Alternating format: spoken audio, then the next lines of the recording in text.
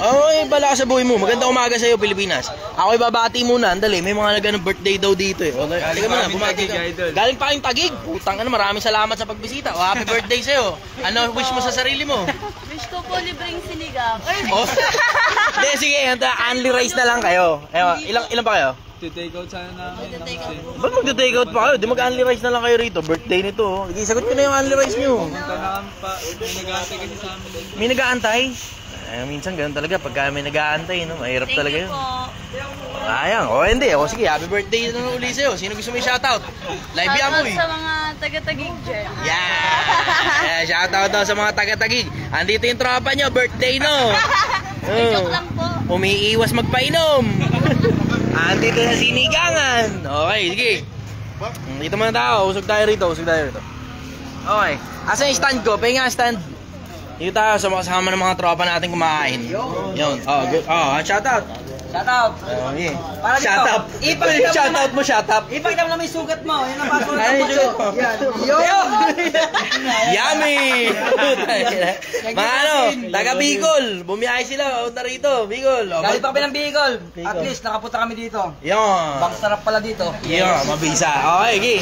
O, ingat ha. Happy birthday ha. Akin na yung stand, Gil. Akin na. Nasa lamesa na to yung stand. Pasabog kay Noe. Okay. Tabi-tabi na muna tayo rito. Yun, bossing. Ayan. Okay. Mahin tayo dito. Kayo kaya muna tagabasa ko, no? Magbukas kayo ng live. Yun. Bilis, buksan yung cellphone nyo. Shoutout pala kay Noe. Noel Sarangani. Oh, Sarangani. Yung binigay mong fuse, sablay naman pala. Wala din. Kaya pala di ka sumama dito. Wala, okay naman yung fuse eh. Yung motor lang talaga may diferensya. Wiring yung boss. Ito, mekaniko namin yan, no? Ah, mabisa. O, tama-tama. Wiring na Mabisa tayo. yung Wag overtime ka ba? Yun. Hindi, pero kailangan pag overtime may bayad. Ikaw silang bahala dyan. Oh, yeah, watching from Saudi daw. Teka lang, asan na pala yung ano natin? Pahinga ako nung ano, natagit yung sinasaksak dito. Microphone. Mark, asan tayo, Mark? Asan ang microphone? Bigay sa akin naman. Oh, ang bahala sa'yo, papadaanin kita. Shoutout ka muna. Shoutout. Yan. Shoutout. Okay. Watching from Saudi. Shoutout mo yung tatay mo, gago. Game ka na ba, Gil? Ha? Bossing kayo, kumain na kayo, Ito bossing. nga tayo. May ano dito habang nakain sila. Oo, kumain na ako. Pagkala ako sa sarili ko. Kumain kayo dito, sir. Ang sarap dito. Saksak lang muna ako microphone. Ito, saksak natin microphone natin. Resume na ko na live. Niresume na live. Okay, yan. Magandang umaga sa inyo, Pilipinas. Ito muna tayo. Yan. Okay. Shoutout na kayo. Ayos. Okay, ayos. Okay. Ayun, sir, kumain na kayo? Oh, sige, makakita ko lang kayong busog. Maligaya na ako. Yung, thank you. Nakaligayahan ko yan eh. Makakita kayong sarap na sarap sa pagkain. Ayos, oh Gil. Sige. Hindi na mag-live sa TikTok? Shoutout sa Hindi mga pa na mag-live taga-Pamilya. sa TikTok? Maglalagay tayo sa TikTok. Banata mo na yung TikTok. Binanata ko lang yung Facebook eh. Kanina ka pa tayo naantoy, nandiyan ka pala eh. Oh. TikTok, sasayo po ito. Sayo ka. Ayaw ka. Dito mo nalagay yung TikTok. Hindi ko Ay, mababasa. oo nga, hindi mo nga mababasa. Sige, okay. Oh, sige. Sige, banata mo na, go. Hindi po sir. Ayun na, naka-live ka na. Wait lang po.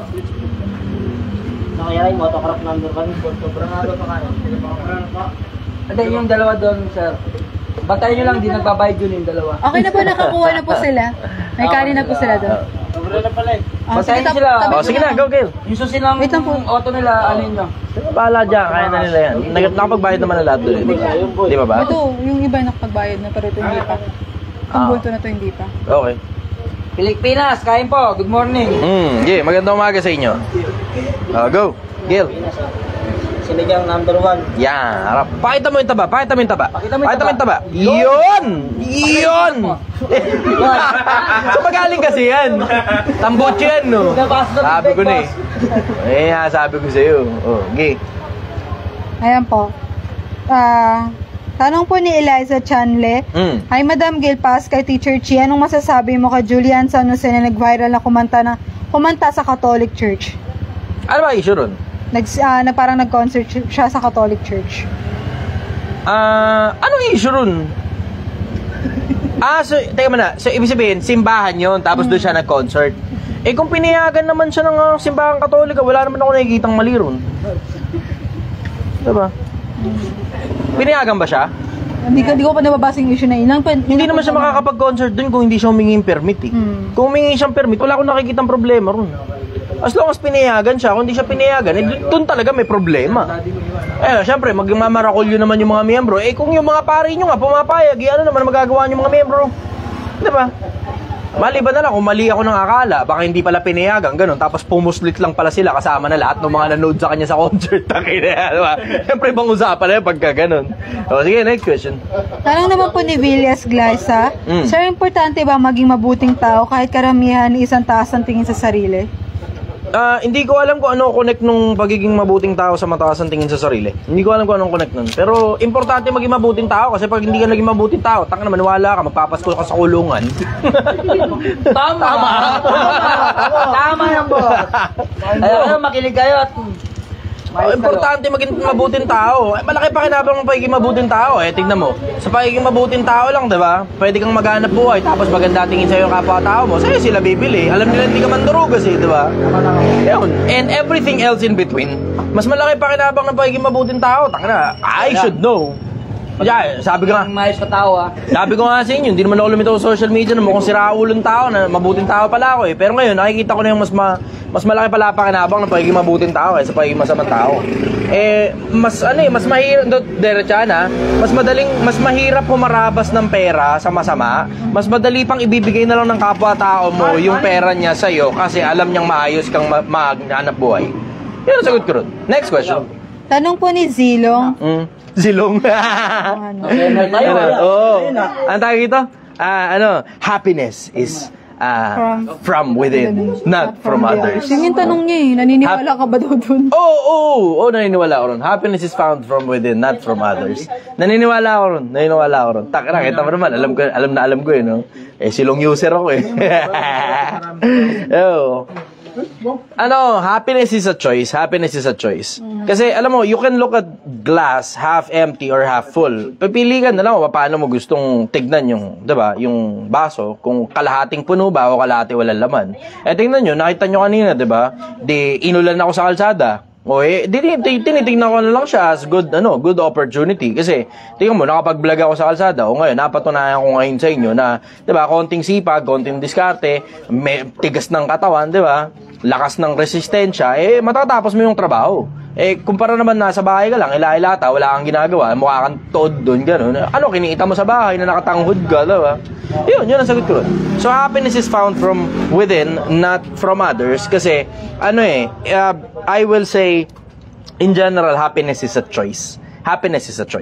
Yun ang sagot ko ron. Next question. Papalat nga ako yan. Meron ko ba ba? Wala na. Hindi. May sigarilyo ka dito sa loob. Asan? Pingi. Wala na nga, naubos na Ubus mo na? Grabe naman. Nambuburaot nga ako sa customer ko Sige, next question. Tanong po ni Jeffrey, Boss, anong masasabi niyo sa taong uutang-utang pag hindi pinautang siya pa ang galit? Mga linta. Ingat kayo sa mga ganyan. Yan yung mga taong pakiramdam nila, yung kamay nila nakapasok sa bulsa mo, dapat pag hinatak nila, may mabubunot sila. Tangin na mga linta yan. Tapos yan yung mga hashtag feeling blessed habang i-Starbucks. Tapos ibablock ka kapag sinisingil mo na. Yan yun. Yung mga ganyang bagsakan yan. Yan yun. Maniwala ka sa akin, yan yung mga bagsakan na langit at lupa, puta, ipapangako sa'yo, makahiram lang sa'yo. Tangina, pagkapalaw na ng singilan, puta, ikaw na pinakamasamang tao. Wala ka na sa buhay mo. Wala ka sa buhay mo, tapos bablock ka pa niyan. Tangina, tapos ikakalat ka pa na parang ikaw pa yung may atraso sa kanya. Ikaw pa yung may atraso.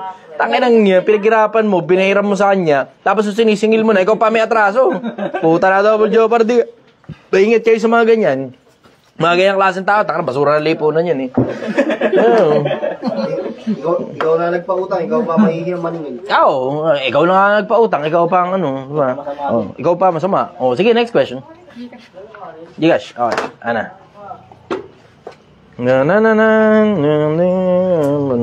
Okay. Next question. Tanong po ito ni Ichido. Boss, nagalo-lo ba ako habang nanonood sa'yo? Ano po masasabi mo? Ang sabi ko, magalo to.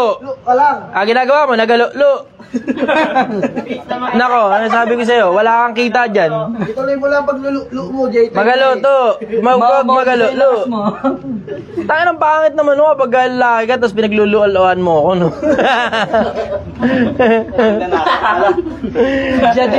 Yan. Okay, next question. Ayan, tanong naman po ito. Sabi po ni Omi Bullis, bili ka naman ng magandang camera Ano, front cam ito front cam. sa TikTok. Yung rear cam, maganda-ganda. Sa TikTok po. Cellphone ni Gil yan Cellphone ni Gil. Sir, patatawag yung dolphin namin.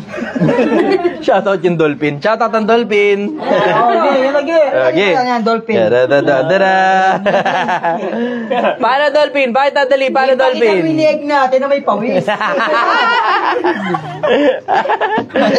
Okay. Dito pala sa gilid. Okay, sige, go. Next question. Tanong po ni Benjamin Garvasio Hagong, Ah? ano pong masasabi nyo sa mga nagsasayang ng pagkain? Pinaghirapan niya ng pinaghirapan niya ng farmers Although sasabihin mo pa bayad sila ron, pero isipin mo na lang dugot pawis nila, di ba? Kung masasaya ng pagkain kasi wala namang sense yun Kung hindi niyo nakakainin, ilagay niyo sa rep, di ba? Para kinabukasan. Pwede namang, di ba? Parang kanin, pwede namang isang agulian di ba? Bigay niyo sa mga mahihirap, di ba? Pero hindi ko makita yung sense na nagsasayang ng pagkain. Buti na nga lang walang ganun dito doon ko nga napapagbasihan kung masarap pa talaga yung luto ko Kapag kami natitira, hindi masyado masarap. Kapag wala natitira, alam ko na. Sige, next question. Sa bahay naman, yung sadot kay tama lang. Tiyan mo, galit-galit sila Away-away. Walang pansinan Kanya muna. Alam mong maligaya pag walang pansinan. Sige, next question. Justin! Natawag ka, Justin. Hanap nga ng vape ko. Pahanap daw ng vape. Sige, go. Nanonood po pala si Franklin Miano. Hello Franklin. Kamusta ka? Ang balita sa'yo. Bumisita pala dito sa Franklin kahapon. Nung isang araw pa. Thank you po. Baka na-upload yung video. Sige, go. Next question.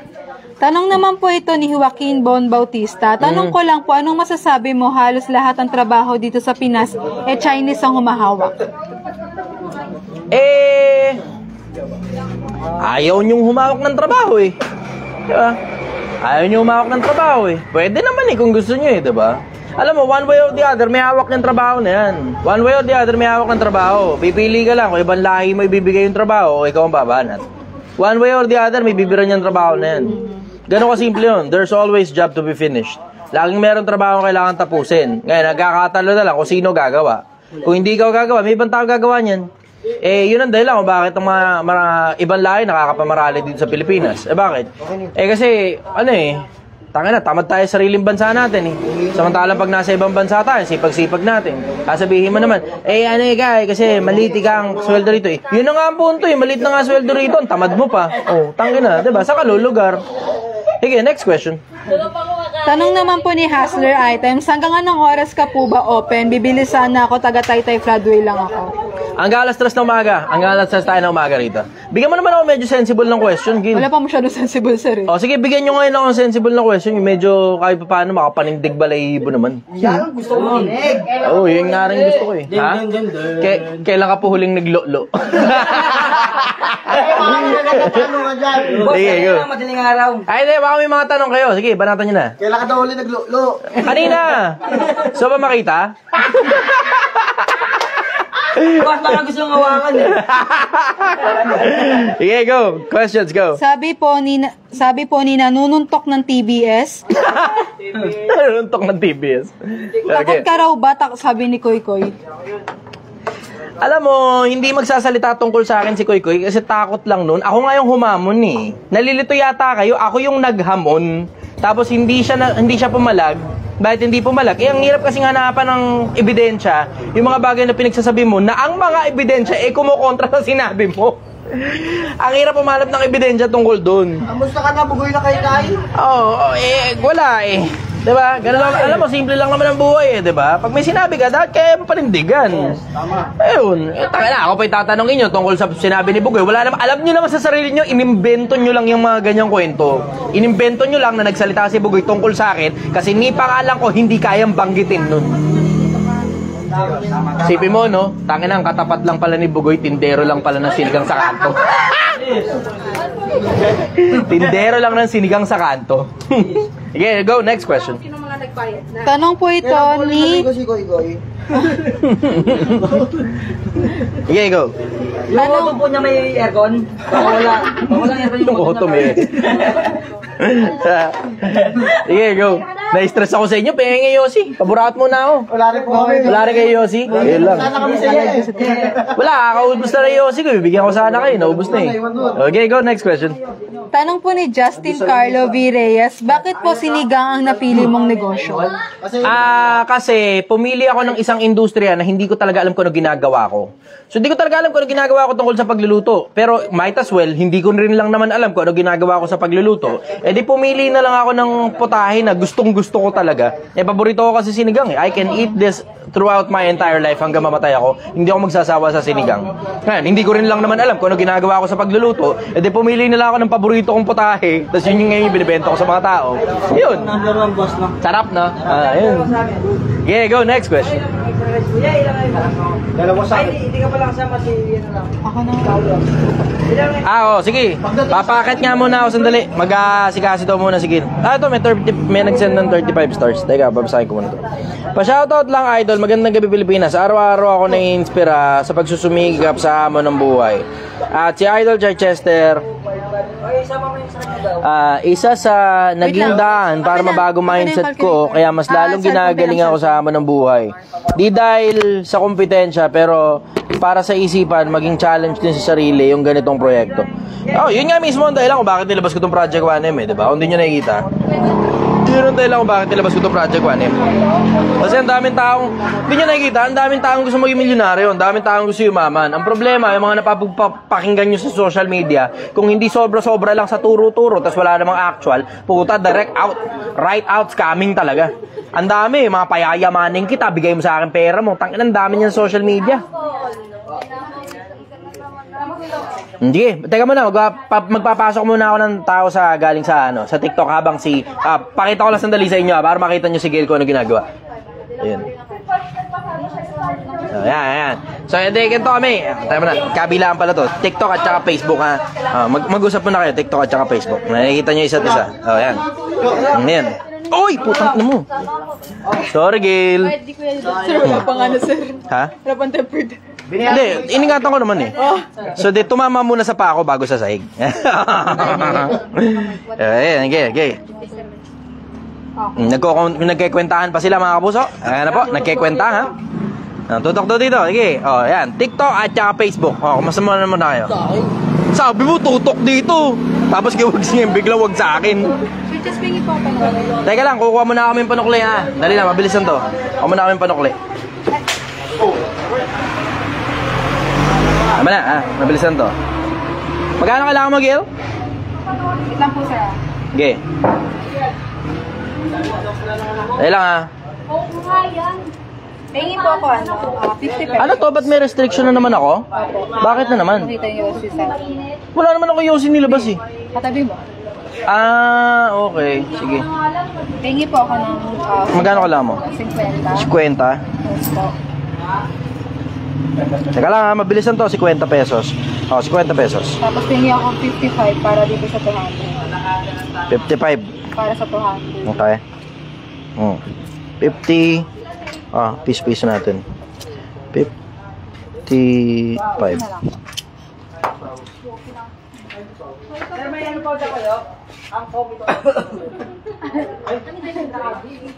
Okay, sige. Pasok muna tayo ng mga tao galing TikTok. Dahil lang ha.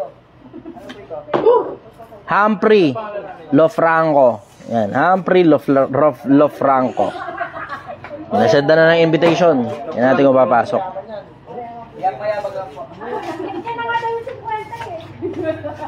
Humphrey.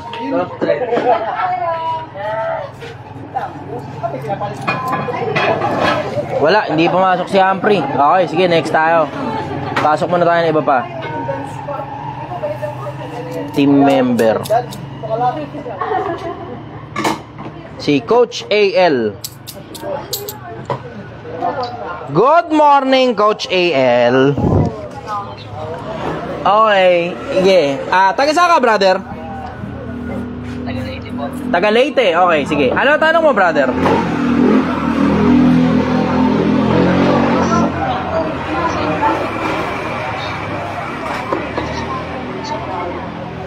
Takina, purpose ng existence. Alam mo, the great question eh. Isa sa mga greatest question of humanity yan, brother eh. Kung kaya ko sagutin yan, takina, wala nang gera. Wala nang gutom, wala nang digmaan, wala nang kahit na anong sigalot. Mag-focus na lang tayo doon sa kung ano man yung kung ano man yung official na purpose ng buhay na idedeklara ng ng sangkatauhan. Pero kung tatanungin mo sa akin, para sa akin, ano ba purpose ng buhay? I think, and I may be wrong, palagay ko, ang purpose ng buhay,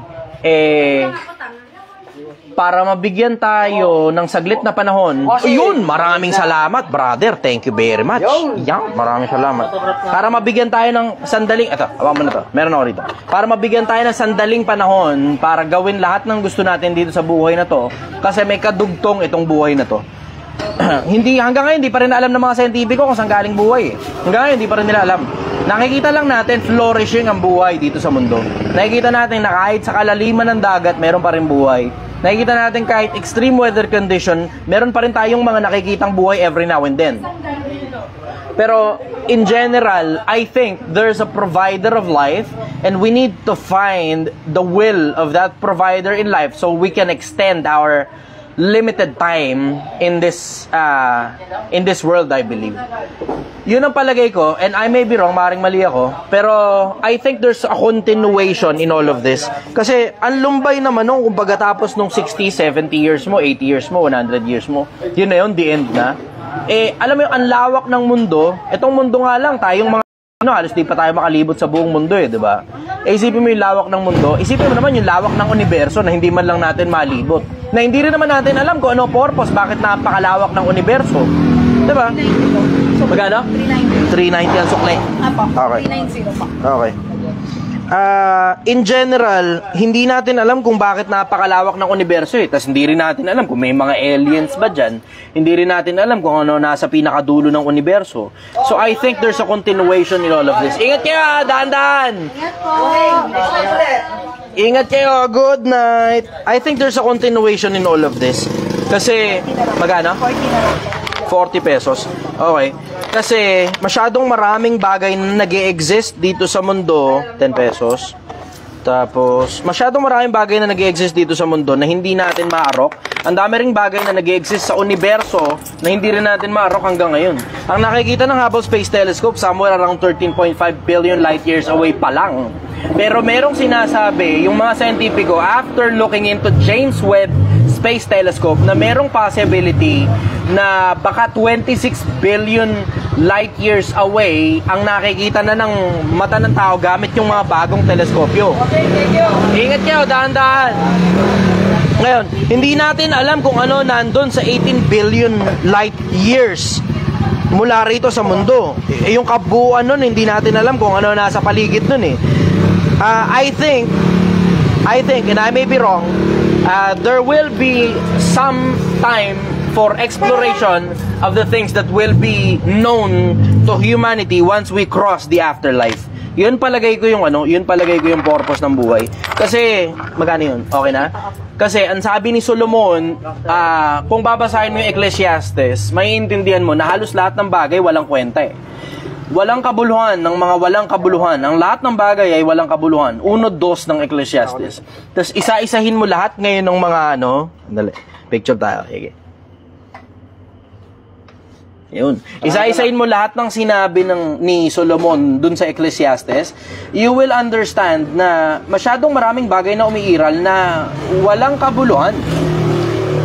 Pati buhay ng mga tao, yung mga ginagawa ng mga tao, walang kabuluhan. Yung araw, sisigat sa isang dako, lulubog sa kabilang dako. Yung hangin, pupunta sa isang dako, mawawala, babalik sa kabilang dako. Yung mga tumutubong halaman, lumilitaw, tapos mamamatay. Ang mga tao rin, nabubuhay, namamatay. Diba, alam mo yun, in general, yung existence natin na finite dito sa mundo, I think there's a continuation of that. And I think Ayoko sabihin I believe eh. Pero pwede na rin siguro, I believe, and I may be wrong, kasi kailangan ko talagang lagyan ng disclaimer na baka kasi mali ako eh. Ayoko makapagtawid ng maling Ayoko makapagtawid ng maling diwa sa kapwa-tao ko. Pero yung konsepto na palagay ko, maaaring mali ako, palagay ko may continuation tong buhay na to. And yung 60 years na nandito tayo, yun ang magde-define kung ano man yung magiging kadugtong nun sa kabilang buhay. Yun palagay ko, maaaring mali ako. Pero 12:13, 14 ng Ecclesiastes, narito, ito ang wakas ng lahat ng bagay. Ang lahat ay narinig. Ikaw ay matakot sa Diyos at sundin mo ang kanyang mga utos sapagkat ito ang buong katungkulan ng tao. Yun yung dahilan kung bakit tayo ginawa, para sumunod sa kalooban ng Diyos.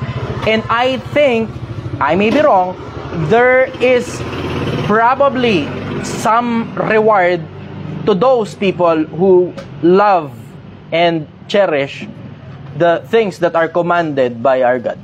Yun palagay ko. Maaring mali ako. Kasi maaring wala naman pala Diyos pag tawid mo sa kabila. Pero mas pinipili ko kasing maniwalang meron kasi mas safe yun. Lagi akong nandun dun sa level of practicality na mas importante sa akin, it's better to be safe than sorry, kaya nga ng kawikang Ingles.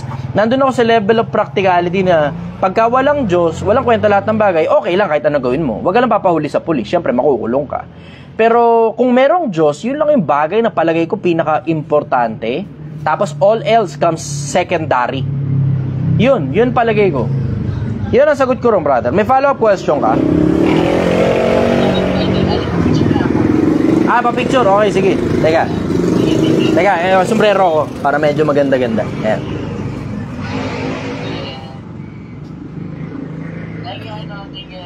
Salamat, brother. Okay, Gabe. Maraming salamat. Ingat ka. Good night. Okay. Ikaw na ngayon. Sige. Nabalik ko na kay Gil yung kapangyarihan. Okay, go. Ayan, tanong po ni MC Raven Ablog Lagunilla. Anong masasabi mo na dapat lahat ng tatakbo bilang government official ay pasado sa civil service? Ako nga may gusto nun eh. Ako yung kulit ng kulit sa social media tungkol dyan sa civil service na yan. Kasi imagine mo, diba?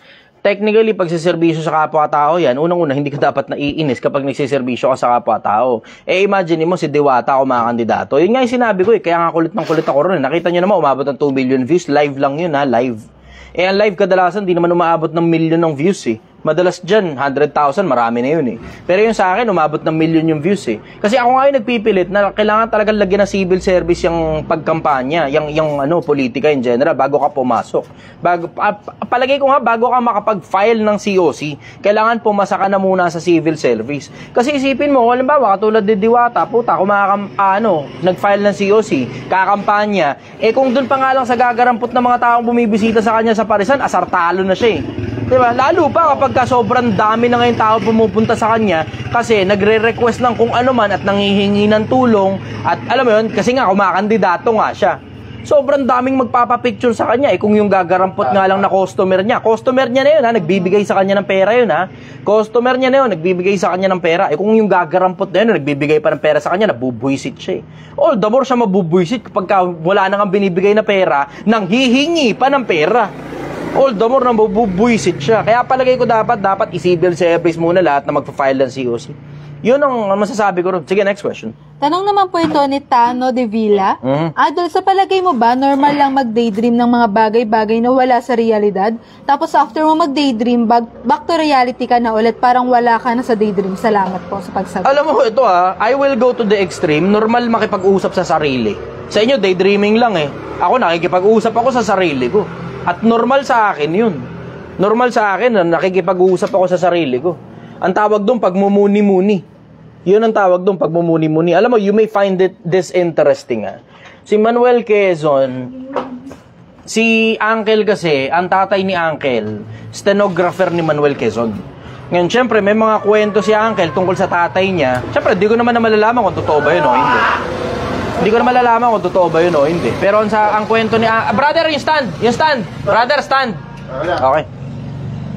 Ang kwento ni Uncle, si Manuel Quezon daw, regular na kapag gumagawa ng speeches niya, ginagawa yan habang kumakain siya ng mag-isa, na ang katabi lang niya yung stenographer niya, hindi yung pamilya niya, o nasa CR siya. Yun ang normal sa kanya. Nakikipag-uusap siya sa sarili niya, tapos dun ngayon nabubuo yun. Ang kasama niya lagi yung stenographer niya. Yun. Normal yun sa mga, normal yun sa mga, ayoko na masabing matataas na tao, pero I will say, normal yun sa mga taong may gustong marating sa buhay. Na nakikipag-usap sa sarili, normal na nagde-daydream ka, normal yun na, alam mo yun, you are in, kung tawagin nila, you are inside your head. Nasa loob ka ng ulo mo. Subconscious yun eh. And sometimes, conscious mind din at the same time. Kasi ako, iniisip ko yung mga panahong kausap ko sa sarili ko nang ako lang mag-isa eh. Diba? Hindi naman yun vocal eh. Kung baga sa loob lang ng ulo mo yun, kausap mo yung sarili mo eh. Diba? Eh yun nga lang konseptong may kaaway ka, you're playing different scenarios inside your head kung paano mo babaragin yung mukha ng kaaway mo eh. Diba? Yun, daydreaming din naman yun eh. Diba? So, yun ang sagot ko ron. Overall, sa akin, normal yun. Normal yun. Lalo na sa mga taong may pangarap, madalas ka talaga nasa loob ng ulo mo kapag ka may pangarap ka. Sige, next question. Tanong naman po ito ni Maefle Rafa. No. Idol brother, tanong ko lang po, papayag ka po ba na magkaroon tayo ng bitay dito sa Pilipinas para sa mga serious crime like rape, tapos nagpumatay pa at iba pa? Maraming salamat po. God bless po. Sa akin, ang palagay kong supposed to be grounds. Brother, thank you. Sumasangayon kasi ako talaga sa bitay eh. Sabihin mo na masamang tao ako pero sumasangayon ako sa bitay. May mga tao talagang hindi talaga dapat nandito sa mundo kasi nanggugulo lang sila. Yung alam mo mas payapa pa yung mundo kung wala sila rito. Ganon yung konsepto. Yan sabihin mo, paano ikaw magbabagong buhay? Tangina may mga tao straight out hindi na talaga magbabagong buhay. Sabihin mo, paano mo naman nalaman yun, Chester? Kasi meron ngang ganon in history. 'Di ba? I-check nyo kaya, may mga taong talagang hindi talaga nagbabagong buhay, tapos wala sila ni kapirasong wala sila kahit kapirasong isinashow, ipinapakitang remorse. Yun. Merong mga ganong klase ng mga tao na nandito na lang sila para manggulo na lang. Merong mga ganon, nakita nyo naman sa Amerika, 'di ba? Andyan si Charles Manson at yung iba pa. Ang dami nila eh. Good morning. Sige. Yun, ako pumapabor ako doon sa bitay. Pero ang isa sa mga pinapaboran ko tungkol sa bitay, yung konsepto ng treason, pagtataksil sa Pilipinas. Bakit? Tangina. Hindi ka na makakapagsampa ng ganong klase ng batas pag wala ka ng Pilipinas parang pagsampahan pa ng ganong klase ng batas. Treason palagay ko. Tapos sa akin, firing squad, pakita sa Pilipinas yun. As in, naka-broadcast pa mismo. Sabihin mo, napaka-brutal naman nun. Para putang ina, capital punishment, walang gumawa nun dito sa Pilipinas. Kasi isipin mo nga yung konsepto. Sige, liga yun dito. Isipin mo yung konsepto Isipin nyo yung konsepto na kung sa Saudi nga, pumatay ka lang ng tao, papatayin ka rin pabalik eh. Lalo naman pag pinagkalulu mo yung bansa mo. Politiko ka, binibenta mo yung parte ng lupa natin sa ibang bansa. Tangina, sobra ka naman. Politiko ka, binibenta mo yung mga transaksyon sa ibang mga bansa. Hindi bali sana kung transaksyon lang eh. Tangina, minsan pati lupa natin binibenta yun eh.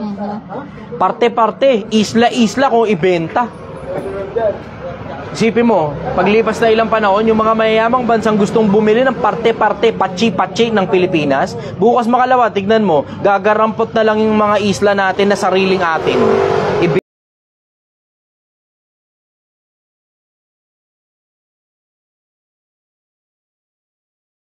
Squad yan. Para yung mga politiko, tangina, madala kayo sa kagaguhan at kaululan ninyo.